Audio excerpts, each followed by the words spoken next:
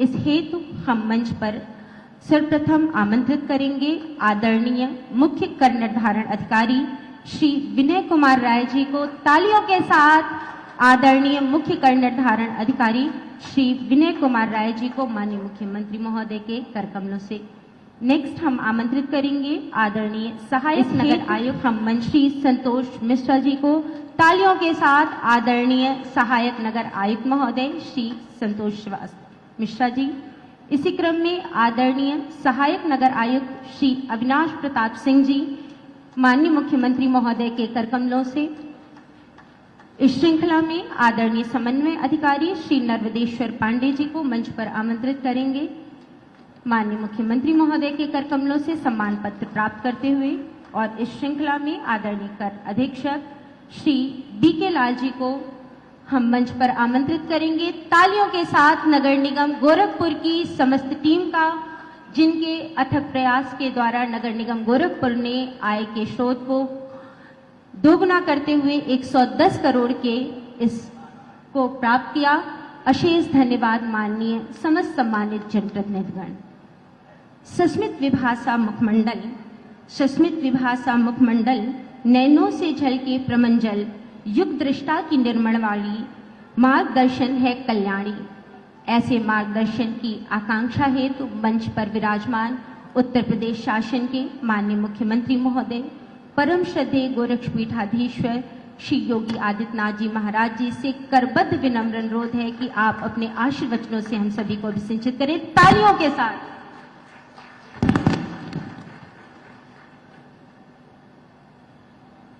नगर निगम गोरखपुर में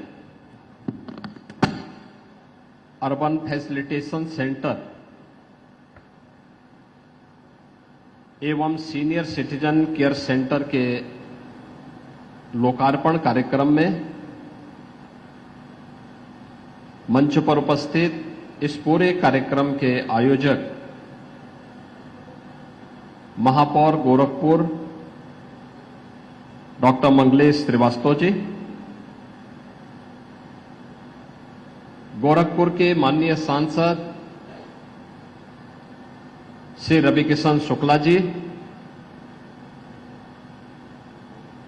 विधान परिषद सदस्य और भारतीय जनता पार्टी के प्रदेश के उपाध्यक्ष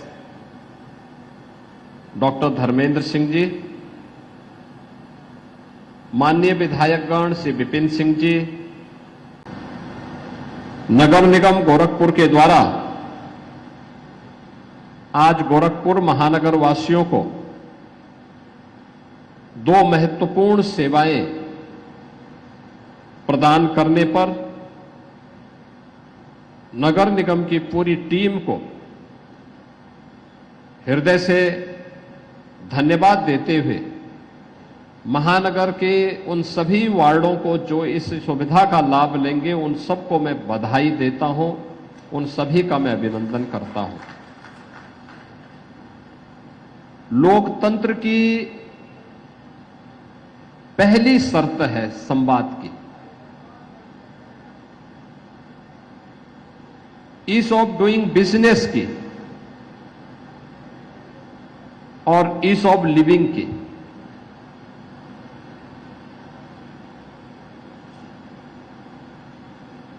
लोकतंत्र की पहली ये शर्त होती है कि जनता की सुविधाओं को हम जितना सरल कर सके, कॉमन मैन की जितनी सुनवाई हो सके, हमें उसे फैसिलिटेट करना होगा। थोड़ा सा प्रयास अगर हम करेंगे तो जन सुनवाई के माध्यम से इसको और सुदृढ़ किया जा सकता है। और आज अर्बन फैसिलिटेशन सेंटर यानी नगरीय सुविधा केंद्र नगर निगम से संबंधित जितनी भी सेवाएं हैं उन सभी सेवाओं के लिए अब नगर निगम कार्यालय में जाने की आवश्यकता नहीं, बल्कि 16 वार्डों को इस अर्बन फैसिलिटेशन सेंटर में, नगरीय सुविधा केंद्र में वे सभी प्रकार की सुविधाएं एक छत के नीचे यहां पर प्राप्त होंगी। इस दृष्टि से आज इसका शुभारंभ एक गोरखपुर क्लब के पास इसे प्रारंभ किया जा रहा है। मैं इसके लिए नगर निगम के महापौर जी को और सभी पार्षदों को हृदय से बधाई देता हूं, अपनी शुभकामनाएं भी देता हूं। बहनों और भाइयों, छोटी छोटी बातों को लेकर के एक सामान्य नागरिक को भटकना पड़ता है। आय प्रमाण पत्र के लिए, जाति प्रमाण पत्र के लिए, निवास प्रमाण पत्र के लिए, जन्म प्रमाण पत्र के लिए, मृत्यु प्रमाण पत्र के लिए, टैक्स जमा करने के लिए, अगर कहीं से गलत टैक्स आ गया उसको सुधारने के लिए। अब यह जो केंद्र है, इस फैसिलिटेशन सेंटर के माध्यम से अब उन समस्याओं का समाधान होता हुआ दिखाई देगा। यह लोकतंत्र की पहली शर्त है और इसीलिए लोकतंत्र में आम जनमानस को, केवल उसे सामान्य नागरिक नहीं कहा है। एक सामान्य नागरिक, आप किसी व्यक्ति की, किसी पदाधिकारी की उपेक्षा कर सकते हैं, एक आम नागरिक की नहीं। आम नागरिक लोकतंत्र में वह जनता जनार्दन के रूप में, जनता जनार्दन के रूप में उसको संबोधित किया जाता है। और जनता जनार्दन की भावना को हमें अपने जीवन में अंगीकार करने के लिए तैयार होना होगा। नगर निगम का यह अभिनव प्रयास अत्यंत सार्थक है। मैं इसके लिए नगर निगम की पूरी टीम को हृदय से धन्यवाद देता हूं। साथ साथ यहां पर एक नई सुविधा, सीनियर सिटीजन केयर सेंटर, जितने भी बुजुर्ग नागरिक हैं उन सभी बुजुर्गों के लिए सुविधा यहां पे बन सके।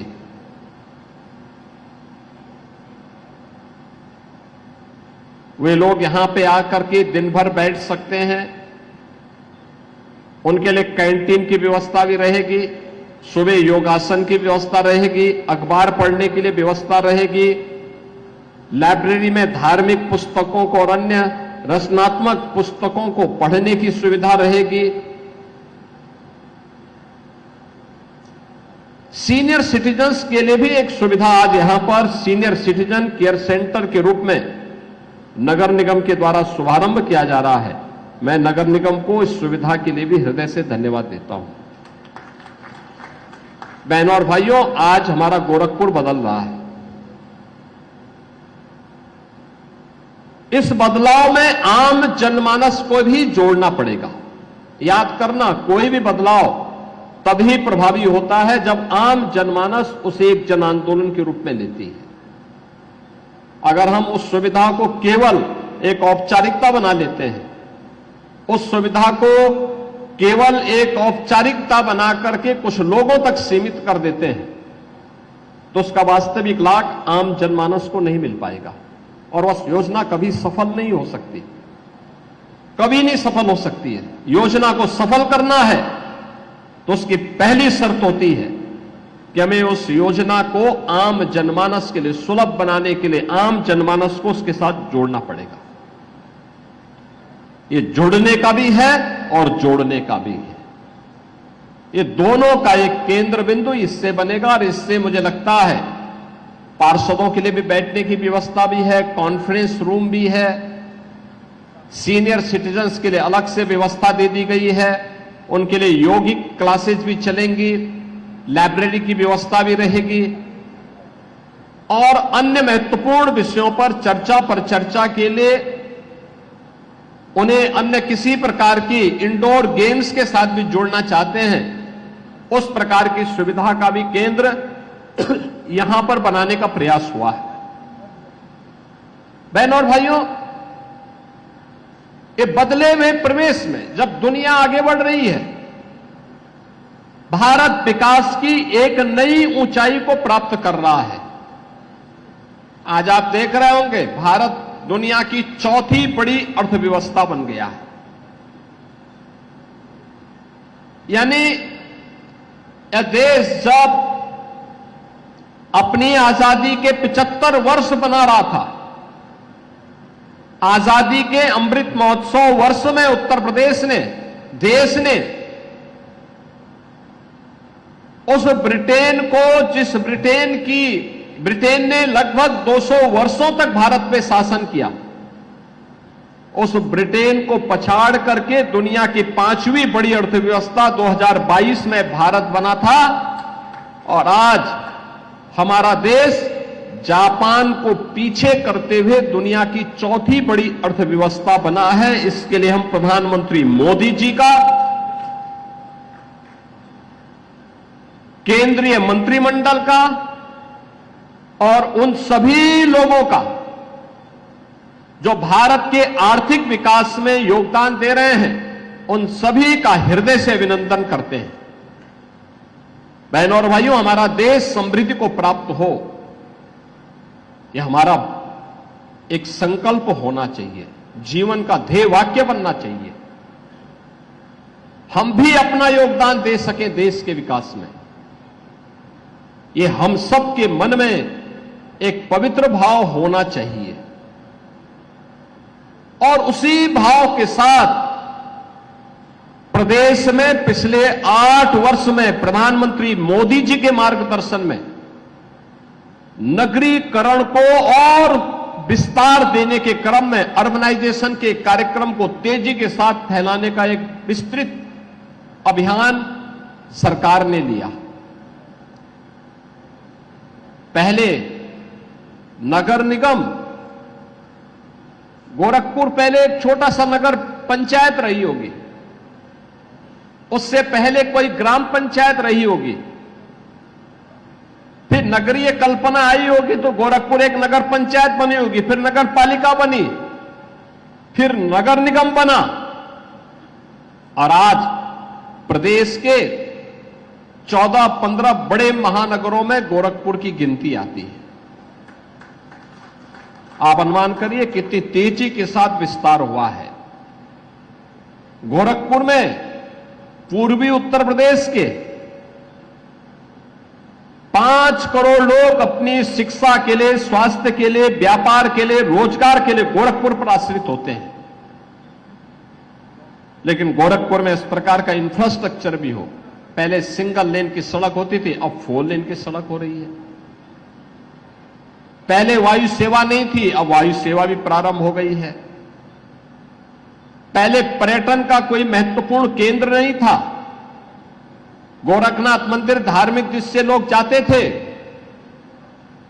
धार्मिक पुस्तकों को क्रय करने के लिए गीता प्रेस जाते थे, अब तो पर्यटन के लिए रामगढ़ ताल एक बेहतरीन स्पॉट हो गया है। और गोरखपुर की सड़कों को, गोरखपुर में एयरपोर्ट की सुविधा को बढ़ाने के लिए 14 फ्लाइट गोरखपुर से चल रही है। वंदे भारत ट्रेन का शुभारंभ करने के लिए स्वयं प्रधानमंत्री जी गोरखपुर में थे। हर सड़क 4 लेन, 6 लेन की हो गई है।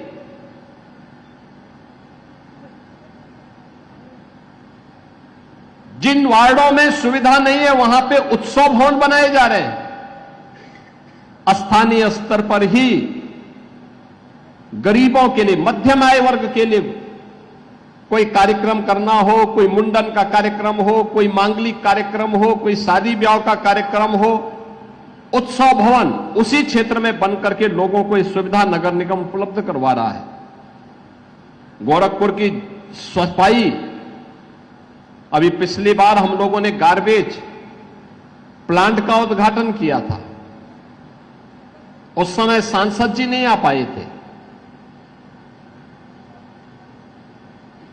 लेकिन आज वे आए हैं और आते ही उनकी नजर सबसे पहले पड़ी कि वो बोले कि शीश महल किसका है।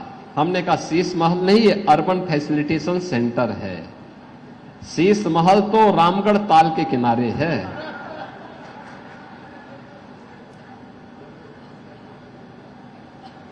ऊपर जाकर के वो पार्षदों के एक रूम में बैठ गए, कहे कि अगर मैं इसको अपना कार्यालय बना देता, तो मैंने कहा पार्षदों को फिर शीश महल दे दीजिए।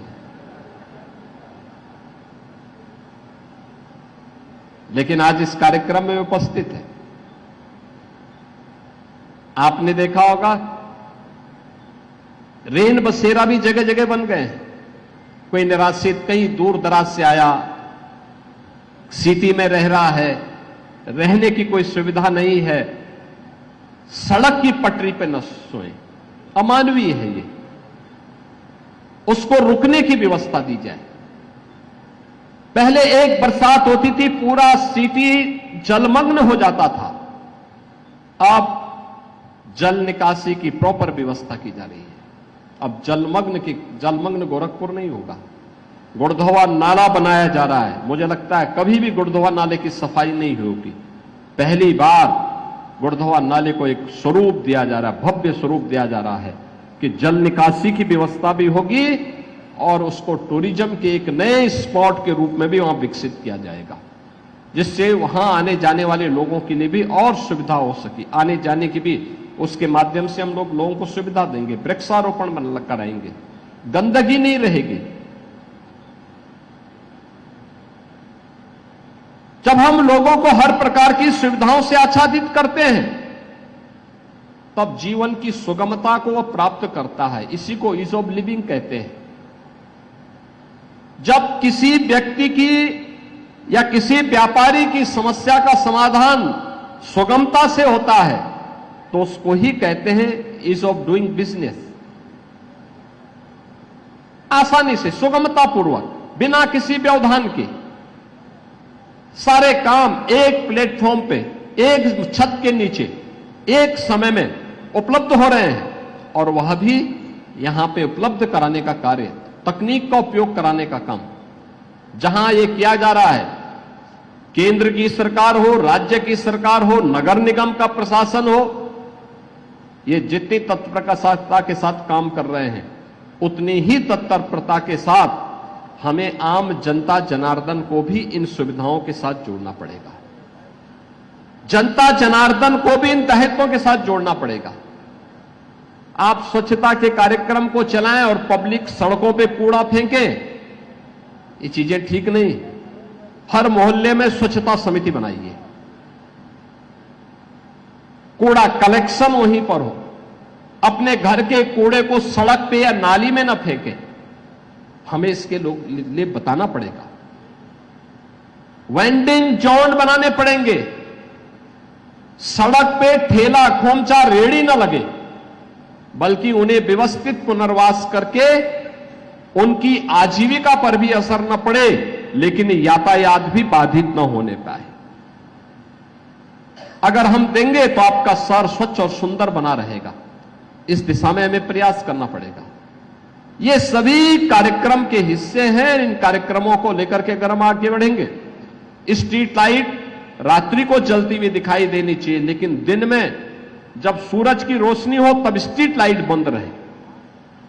या तो नगर निगम करे या लोकल पार्षद करे, नहीं तो नागरिक के रूप में हमारा भी दायित्व है कि अनावश्यक बिजली नहीं खर्च होनी चाहिए,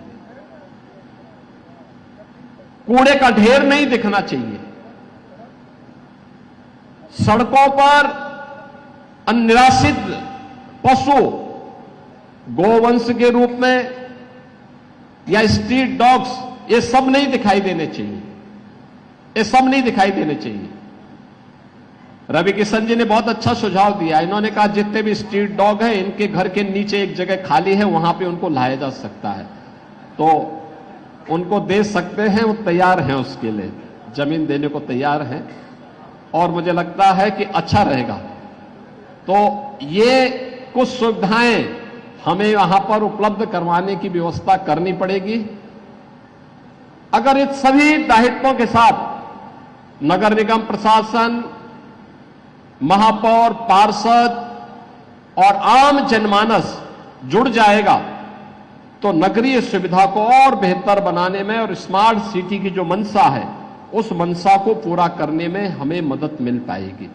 मैं आज के इस कार्यक्रम के लिए नगर निगम प्रशासन को एक बार फिर से हृदय से धन्यवाद दूंगा और विश्वास व्यक्त करता हूं कि नगर निगम प्रशासन अभी से तैयारी करे। आने वाले समय में याद करना, बरसात होगी तो बरसात के समय कहीं भी जल जमाव न हो, अभी से हमारी तैयारी होनी चाहिए। अभी से नाली और नालों की सफाई हो जाए, जितना भी सिल्ट है उसको हम वहां से पूरी तरीके से निस्तारित करवा दें। प्लास्टिक को पूरी तरह बैन करिए, प्लास्टिक का उपयोग नहीं करेंगे, ये हमारे मन में एक भाव होना चाहिए। इस कार्यक्रम को उसी रूप में हम आगे बढ़ाने का कार्य करेंगे। इस विश्वास के साथ मैं एक बार फिर से नगर निगम को आज के इस अर्बन फैसिलिटेशन सेंटर के लिए और सीनियर सिटीजन केयर सेंटर के लिए हृदय से धन्यवाद देता हूं। जो लोग इससे लाभान्वित होंगे उन सबको मैं हृदय से बधाई देते हुए अपनी वाणी को विराम देता हूं। धन्यवाद। जय हिंद।